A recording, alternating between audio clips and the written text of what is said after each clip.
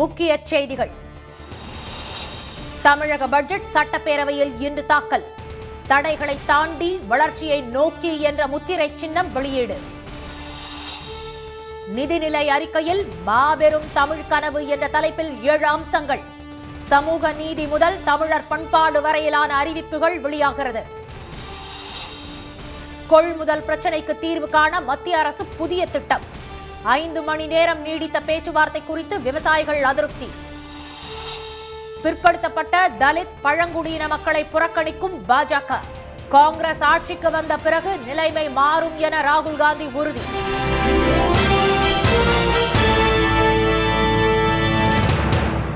வணக்கம். வணக்கம். 2024-25 நிதியாண்டுக்கான தமிழ்நாடு அரசின் நிதிநிலை அறிக்கையை நிதியமைச்சர் திரு தங்கம் தென்னரசு சட்டப்பேரவையில் இன்று தாக்கல் செய்கிறார். கடந்த 12ஆம் தேதி ஆளுநர் உரையுடன் தொடங்கிய சட்டப்பேரவை கூட்டத்தொடர் மீண்டும் இன்று காலை 10 மணிக்கு கூடுகிறது. அப்போது 2024-25 ஆண்டுக்கான தமிழ்நாடு அரசின் பொது பட்ஜெட்டை நிதியமைச்சர் திரு தங்கம் தென்னரசு தாக்கல் செய்கிறார். நிதியமைச்சராக அவர் தாக்கல் செய்யும் முதல் பட்ஜெட் இதுவாகும். தொடர்ந்து நாளை வேளாண் நிதிநிலை அறிக்கையை உழவர் நலத்துறை அமைச்சர் திரு MRK பன்னீர்செல்வம் தாக்கல் செய்ய உள்ளார். நாளை மற்றும் நாளை மறுநாள் காலை மற்றும் மாலை என 2 வேளைகளும் பட்ஜெட்டுகள் மீதான விவாதம் நடைபெறுகிறது. வரும் 22ஆம் தேதி வியாழக்கிழமை விவாதத்துக்கு 2 அமைச்சர்களும் பதிலளிக்கின்றனர். தொடர்ந்து நிதி ஒதுக்கலுக்கான சட்ட முன்வடிவு தாக்கல் செய்யப்பட்டு நிறைவேற்றப்படுகிறது. கடந்த ஆண்டு பட்ஜெட்டில் திமுகவின் தேர்தல் அறிக்கையில் வாக்குறுதி அளிக்கப்பட்ட மாதம் 1000 ரூபாய் வழங்கும் மகளிர் உரிமை தொகை திட்டத்துக்கான நிதி ஒதுக்கப்பட்டது. எனவே இன்றைய பட்ஜெட்டில் மேலும் புதிய அறிவிப்புகள் இடம்பெறும் என எதிர்பார்ப்பு எழுந்துள்ளது. பட்ஜெட் இன்று தாக்கல் செய்யப்பட உள்ள நிலையில் தடைகளை தாண்டி வளர்ச்சியை நோக்கி என்ற வாசகம் அடங்கிய நிதிநிலை அறிக்கைக்கான முத்திரை சின்னத்தை முதன்முறையாக தமிழ்நாடு அரசு வெளியிட்டுள்ளது. இது குறித்து வெளியிடப்பட்டுள்ள செய்திக்குறிப்பில் மருத்துவம், கல்வி, தொழில், வேளாண்மை, விளையாட்டு என அனைத்து துறைகளிலும் தமிழ்நாடு முன்னோடியாக புகழ் பதித்து திகழ்வதாக தெரிவிக்கப்பட்டுள்ளது. இந்த சின்னம் நிதிநிலை அறிக்கையின் வெற்றியை முழங்கும் முத்திரை சின்னம் என்று குறிப்பிடப்பட்டுள்ளது. கொரோனா ஆட்டி படைத்த போதும், புயல், மழை என கடும் சேதங்களை சந்தித்த போதும் இயல்பாக கிடைக்க வேண்டிய நிதியும் உதவிகளும் ஒத்துழைப்பும் கிடைக்காமல் தடைகள் தொடர்கின்ற போதும் அவை தகர்த்தெறியப்படுவதாக அந்த அறிக்கையில் கூறப்பட்டுள்ளது. யானை வரும் பின்னே மணி யோசை வரும் முன்னே என்னும் பழமொழிக்கு ஏற்ப நிதிநிலை அறிக்கையின் வெற்றியை முன்னரே முழங்கிடும் வெற்றி சின்னமாக இது விளங்கும் என்றும் அரசு சார்பில் தெரிவிக்கப்பட்டுள்ளது. இன்று பட்ஜெட்டில் இடம்பெறப் போகும் 7 முக்கிய அம்சங்கள் குறித்து மாபெரும் 7 தமிழ் கனவு என்ற தலைப்புகளில் 7 முக்கிய அம்சங்கள் இடம்பெற உள்ளதாக அரசு அறிவித்துள்ளது. சமூக நீதி, கடைக்கோடி மனிதருக்கும் நலவாழ்வு, உலகை வெல்லும் இளைய தமிழகம், அறிவுசார் பொருளாதாரம், சமத்துவ நோக்கில் மகளிர் நலம், பசுமை வழி பயணம், தாய் தமிழும் தமிழர் பண்பாடும் ஆகிய 7 தலைப்புகளில் புதிய அறிவிப்புகள் வெளியாக உள்ளதாக தமிழ்நாடு அரசு தெரிவித்துள்ளது. விவசாய சங்கங்களுடன் மத்திய அரசு நள்ளிரவு வரை நடத்திய 4ஆம் கட்ட பேச்சுவார்த்தையிலும் முடிவு எட்டப்படாததால் விவசாயிகள் அதிருப்தி அடைந்துள்ளனர். குறைந்தபட்ச ஆதரவு விலைக்கு சட்ட பாதுகாப்பு கேட்டு பஞ்சாப், ஹரியானா, உத்தரப்பிரதேச மாநில விவசாயிகள் நடத்தும் போராட்டம் இன்று 7வது நாளை எட்டியுள்ளது. இந்த நிலையில் சண்டிகரில் நேற்று 4ஆம் கட்ட பேச்சுவார்த்தை நடைபெற்றது. இதில் விவசாய சங்கங்களின் தலைவர்களும் பஞ்சாப் முதலமைச்சர் பகவத் மானும் பங்கேற்றனர். மத்திய அரசு தரப்பில் அமைச்சர்கள் திரு பியூஷ் கோயல், திரு அர்ஜுன் முண்டா உள்ளிட்டோர் கலந்து கொண்டனர். நள்ளிரவு கடந்து 5 மணி நேரம் நீடித்த பேச்சுவார்த்தையில் சோளம், பஞ்சு, பருப்பு வகைகளை விவசாயிகளிடம் இருந்து குறைந்தபட்ச ஆதரவு விலையுடன் 5 ஆண்டுகளுக்கு கொள்முதல் செய்து கொள்வதற்கான முன்மொழிவை அமைச்சர்கள் முன்வைத்தனர். இந்த கொள்முதலை கண்காணிக்கின்ற இந்திய தேசிய வேளாண் கூட்டுறவு சந்தைப்படுத்துதல் கூட்டமைப்பு மற்றும் இந்திய தேசிய நுகர்வோர் கூட்டமைப்பு ஆகியவை சட்ட ஒப்பந்தத்தை மேற்கொள்ளும் என்றும் அவர்கள் உறுதியளித்தனர். ஆனால் இது தொடர்பாக இன்றோ அல்லது நாளையோ தங்கள் முடிவை அறிவிப்பதாக விவசாய பிரதிநிதிகள் கூறியுள்ளனர். இந்த முன்மொழிவு குறித்து விரிவாக விவாதித்து முடிவு எடுக்கப்படும் என்று அவர்கள் கூறினர். அதே நேரத்தில் குறைந்தபட்ச ஆதரவு விலைக்கான சட்ட உறுதி அளிக்க அவசர சட்டம் கொண்டுவர வேண்டும் என்ற கோரிக்கையிலிருந்து பின்வாங்கவில்லை என்றும் விவசாய சங்கத்தினர் தெரிவித்தனர். அரசின் யோசனை தங்களுக்கு ஏற்புடையதாக இல்லையெனில் நாளை மறுநாள் முதல் மீண்டும் டெல்லியை நோக்கி பேரணியாக புறப்படுவோம் என்று விவசாய சங்க பிரதிநிதிகள் அறிவித்துள்ளனர். இதனிடையே போராட்டத்தை விவசாயிகள் செல்போன் மூலம் கட்டமைப்பதை தடுக்க ஹரியானாவில் இன்று இரவு வரை இணையதள சேவை ரத்து நீட்டிக்கப்பட்டுள்ளது. நாட்டின் மக்கள் தொகையில் 73% பேர் ஓபிசி, தலித், பழங்குடியினராக இருந்தாலும் முதல் 200 நிறுவனங்களில் ஒன்று கூட அவர்களுக்கு சொந்தமானதாக இல்லை என காங்கிரஸ் எம்பி திரு ராகுல் காந்தி சுட்டிக்காட்டியுள்ளார். உத்தரப்பிரதேசத்தின் பிரயாக்ராஜில் இந்திய ஒற்றுமை நீதி யாத்திரையை நேற்று மேற்கொண்ட அவர் சாதிவாரி மக்கள் தொகை கணக்கெடுப்பு என்பது நாட்டின் எக்ஸ்ரே போன்றதாகும் என்று கூறினார். அது எல்லாவற்றையும் வெளிப்படுத்தும் என்ற திரு ராகுல் காந்தி சாதிவாரி கணக்கெடுப்பு இளைஞர்களின் ஆயுதம் என்று கூறினார். அதன் மூலம்தான் மக்கள் தொகை என்ன என்பதை கண்டுபிடிக்க முடியும் என்ற அவர் தற்போது நாட்டில் ஓபிசி வகுப்பினர் 50%, தலித்துகள் 15%, பழங்குடியினர் 8% உள்ளனர். இவர்களின் மொத்த மக்கள் தொகை 73%. ஆனால் நாட்டில் உள்ள முதல் 200 நிறுவனங்களில் ஒன்று கூட ஓபிசி அல்லது தலித் சமூகத்தைச் சேர்ந்தவர்களுக்கு சொந்தமானதாக இல்லை என்று ஆவேசமாக கூறினார்.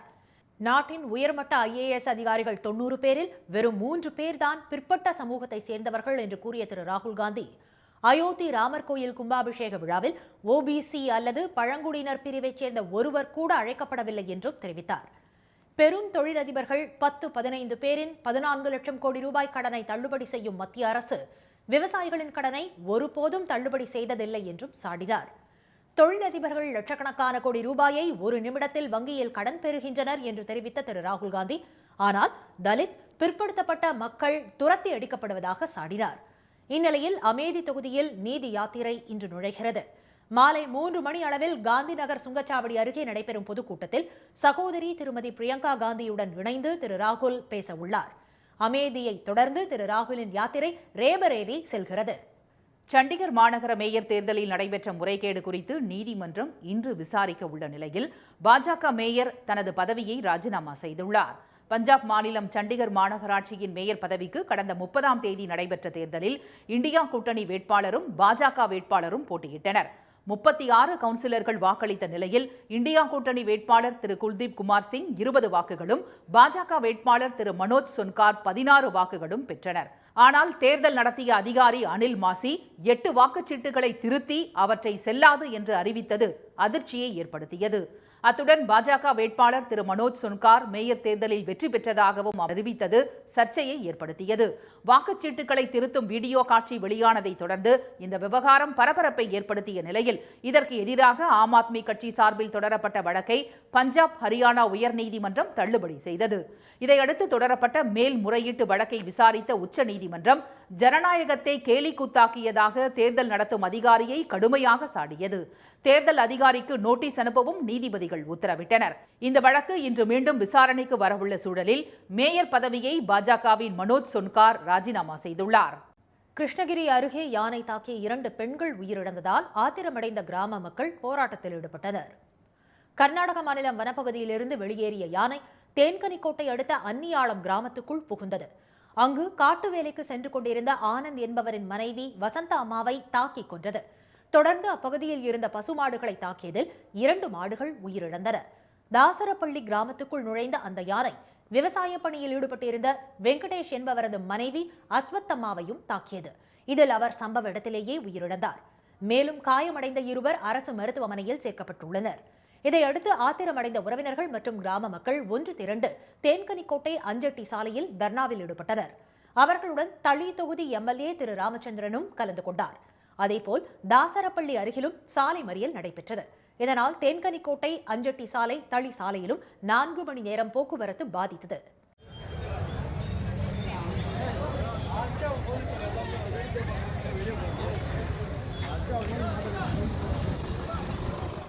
யானையை மயக்க ஊசி செலுத்தி பிடிக்க நடவடிக்கை எடுக்கப்பட்டு வருவதாக மாவட்ட வன அலுவலர் திரு அப்பல்லா நாயுடு தெரிவித்தார்.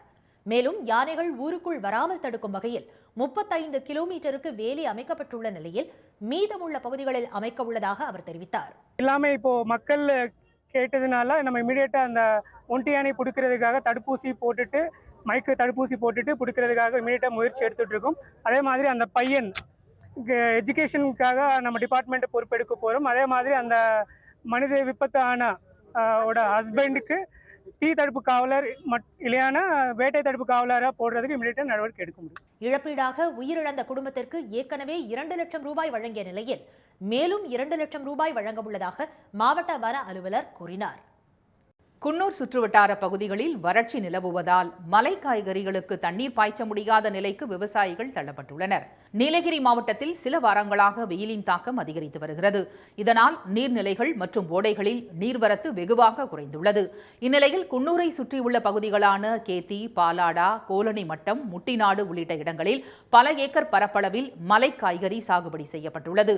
தற்போது நிலவும் காலநிலைக்கு ஏற்ப கேரட், பீட்ரூட், பூண்டு, உருளைக்கிழங்கு போன்ற காய்கறிகள் அதிக அளவில் பயிரிடப்பட்டுள்ள நிலையில் நீர்நிலைகளில் வறட்சி ஏற்பட தொடங்கியுள்ளன. இதனால் பயிர்களுக்கு தண்ணீர் பாய்ச்ச முடியாத இக்கட்டான நிலை உருவாகியுள்ளது. எனவே ஆங்காங்கு குட்டை அமைத்து விவசாயிகள் தண்ணீரை நீண்ட நேரம் சேமித்து பயிர்களுக்கு ஊற்றுகின்றனர். பிப்ரவரி மாதத்திலேயே வறட்சி தொடங்கியுள்ளதால் இனிவரும் காலங்களில் தண்ணீர் தட்டுப்பாடு ஏற்படும் என அவர்கள் அச்சமடைந்துள்ளனர். தொடர் வறட்சி, விளைபொருட்களுக்கு போதிய விலை கிடைக்காதது உள்ளிட்ட காரணங்களால் பலர் விவசாயத்தை கைவிட்டு வேறு தொழிலுக்கு மாறி வந்தாலும் சிறிய குட்டையில் கிடைக்கும் தண்ணீரை வைத்து சிலர் தொடர்ந்து காய்கறி சாகுபடியில் ஈடுபட்டுள்ளனர்.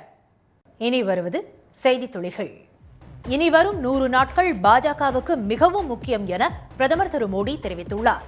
டெல்லியில் நடைபெற்ற அக்கட்சியின் தேசிய மாநாட்டில் பேசிய அவர் ஆட்சியை தக்க வைக்க இந்த 100 நாட்கள் மிக மிக முக்கியமானவை என்று கூறினார்.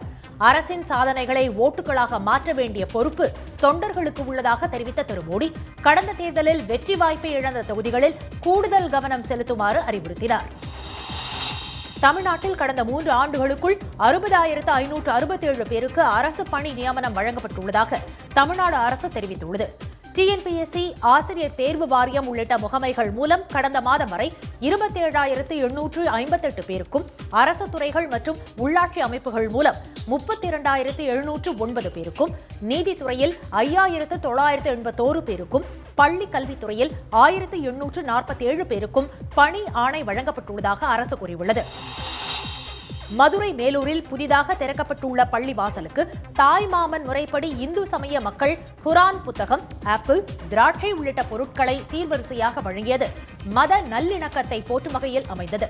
மதுரை திருச்சி தேசிய நெடுஞ்சாலையில் மேலூர் அருகே உள்ள மலம்பட்டி கிராமத்தில் 2 கோடி ரூபாய் மதிப்பீட்டில் புதிதாக திறக்கப்பட்டுள்ள பள்ளி வாசலுக்கு மேலூர் பகுதி இந்து சமய மக்கள் வெள்ளநாதன்பட்டி, பொன்மலை நகர், நாகம்மாள் கோவில் தெரு உள்ளிட்ட பகுதிகளில் இருந்து ஊர்வலமாக வந்து குரான் புத்தகம், ஆப்பிள், திராட்சை, பேரிச்சம்பழம், கற்கண்டு உள்ளிட்ட பொருட்களை சீர்வரிசையாக வழங்கினர். கால வரையற்ற வேலை நிறுத்த போராட்டத்தில் ஈடுபட்டுள்ள ராமேஸ்வரம் மீனவர்களுக்கு ஆதரவாக கோட்டைப்பட்டினம், ஜெகதாப்பட்டினம் விசைப்படகு மீனவர்கள் ஆதரவு தெரிவித்துள்ளனர். இலங்கை அரசால் சிறை பிடிக்கப்பட்ட தமிழ்நாட்டு மீனவர்கள் மற்றும் படகுகளை விடுவிக்க மத்திய அரசு நடவடிக்கை எடுக்க அவர்கள் வலியுறுத்தியுள்ளனர். திராவிட மாடல் ஆட்சி பிரிவினையை தூண்டுவதாக கூறிய நிதியமைச்சர் திருமதி நிர்மலா சீதாராமனுக்கு திராவிடர் கழக தலைவர் திரு கி வீரமணி கண்டனம் தெரிவித்துள்ளார்.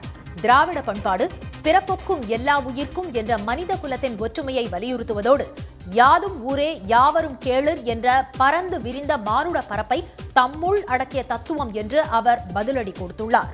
கண்ணாடி வீட்டிலிருந்து திராவிடர் இயக்க கற்கோட்டை நோக்கி கல்லெறிவது புத்திசாலித்தனம் அல்ல என்றும் திரு வீரமணி கூறியுள்ளார்.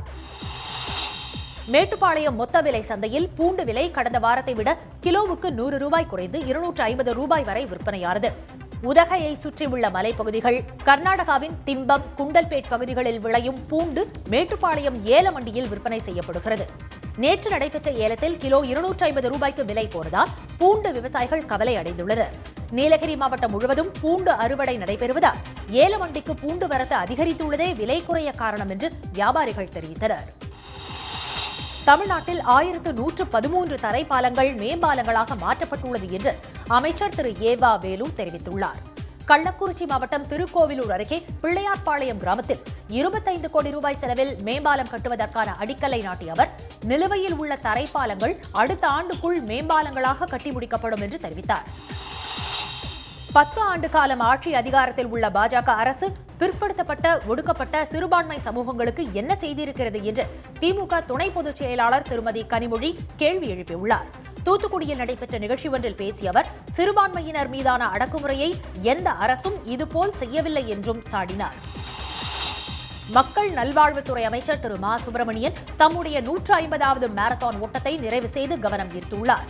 புதுச்சேரியை அடுத்துள்ள சர்வதேச நகரமான ஆரோவில்லில் ஒற்றுமையை வலியுறுத்தி நடைபெற்ற மாரத்தான் ஓட்டத்தில் பங்கேற்ற அவர் தனது 150வது மாரத்தான் ஓட்டம் மிகுந்த மகிழ்ச்சி அளிப்பதாகவும் இளைஞர்களிடையே உடற்பயிற்சிக்கான விழிப்புணர்வை ஏற்படுத்தும் முயற்சி தொடரும் என்றும் எக்ஸ் வலைதளத்தில் பதிவிட்டுள்ளார்.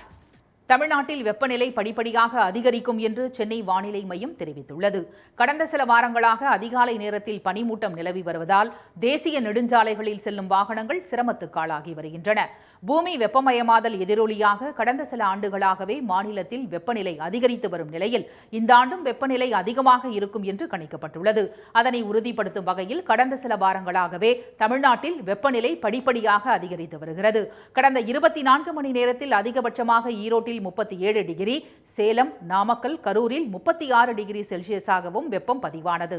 இந்நிலையில் தமிழ்நாட்டின் ஓரிரு இடங்களில் இயல்பை விட 2 முதல் 3 டிகிரி செல்சியஸ் வரை வெப்பநிலை அதிகரிக்கும் என்று சென்னை வானிலை மையம் தெரிவித்துள்ளது. மேலும் அடுத்து வரும் 4 நாட்களுக்கு வறண்ட வானிலையே நிலவும் என்றும் தெரிவிக்கப்பட்டுள்ளது. மீண்டும் முக்கிய செய்திகள். 2024-25 நிதியாண்டுக்கான தமிழ்நாடு அரசின் நிதிநிலை அறிக்கையை நிதியமைச்சர் தங்கம் தென்னரசு சட்டப்பேரவையில் இன்று தாக்கல் செய்கிறார். விவசாய சங்கங்களுடன் மத்திய அரசு நள்ளிரவு வரை நடத்திய 4ஆம் கட்ட பேச்சுவார்த்தையிலும் முடிவு எட்டப்படாததால் விவசாயிகள் அதிருப்தி அடைந்துள்ளனர். நாட்டின் மக்கள் தொகையில் 73% பேர் ஓபிசி, தலித், பழங்குடியினராக இருந்தாலும் முதல் 200 நிறுவனங்களில் ஒன்று கூட அவர்களுக்கு சொந்தமானதாக இல்லை என ராகுல் காந்தி குற்றம் சாட்டியுள்ளார். இத்துடன் இந்த செய்திகள் நிறைவடைந்தன. மீண்டும் சன் டிவியில் செய்திகள் மாலை 6 மணிக்கு. செய்திகளை உடனுக்குடன் தெரிந்து கொள்ள சன் நியூஸ் தொலைக்காட்சியை பாருங்கள். வணக்கம். வணக்கம்.